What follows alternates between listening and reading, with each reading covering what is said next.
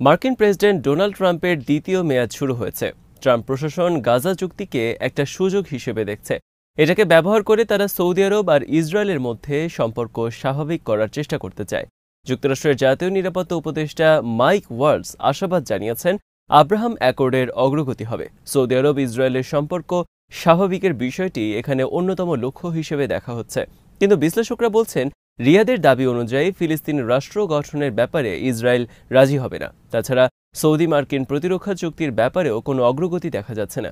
এই পরিস্থিতি Saudi Israel সম্পর্ক সম্ভব হবে না বলেই মনে করছেন তারা। বিস্তারিত থাকছে হায়দার সাইফের প্রতিবেদনে।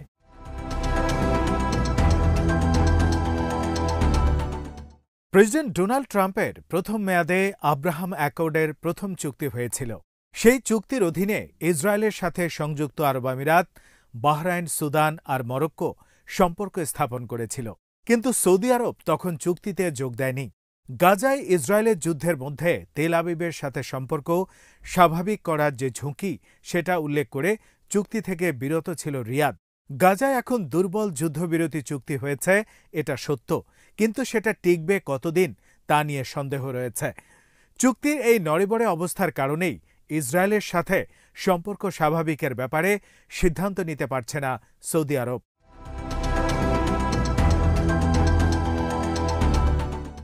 বিশেষজ্ঞরা বলছেন, যুদ্ধবিরতি চুক্তি যেটা হয়েছে সেটাকে সাময়িক চুক্তি হিসেবে দেখাই ভালো, সত্যিকারের সমাধান হিসেবে নয়। ইসরায়েল তাদের অভ্যাসের বশেই যুদ্ধবিরতি লঙ্ঘন করে বসতে পারে। সাবেক মার্কিন কূটনীতিক ড নাবিল খাউরি ব্যাখ্যা করে বলেন, সৌদি আরবকে আব্রাহাম অ্যাকর্ডে যুক্ত করার জন্য গাজা ও লেবাননকে শান্ত দেখতে চান ট্রাম্প। কিন্তু শেষ পর্যন্ত এই সব ভঙ্গুর চুক্তির মাধ্যমে স্থায়ী শান্তি আসবে না।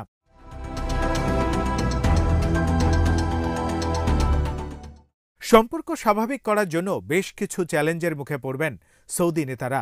ক্রাউন প্রিন্স মোহাম্মদ বিন সালমান বা MBS গাজার স্থিতিশীলতাকে সম্পর্ক স্বাভাবিক করার শর্ত হিসেবে দেখছেন। কিন্তু গাজায় যে ভয়াবহ মানবিক বিপর্যয় ঘটিয়েছে ইসরায়েল, এরপর সম্পর্ক স্থাপনের বিষয়টি রাজনৈতিকভাবে গ্রহণযোগ্যতা হারিয়েছে। সৌদি আরবের জনমত ব্যাপকভাবে ফিলিস্তিনিদের পক্ষে। 2023 সালের ডিসেম্বরের জরিপেও সেটা দেখা গেছে। গাজায় ইসরায়েল যা করেছে সেজন্য তেল আবিবের সাথে সম্পর্ক ছিন্ন করাকে সমর্থন করে 96% সৌদি নাগরিক। এই মনোভাবের কারণে ইসরায়েলের সাথে সম্পর্ক স্থাপনের চেষ্টা MBS-এর জন্য খুবই ঝুঁকিপূর্ণ, কারণ এতে দেশের মধ্যে অস্থিরতা তৈরি হবে।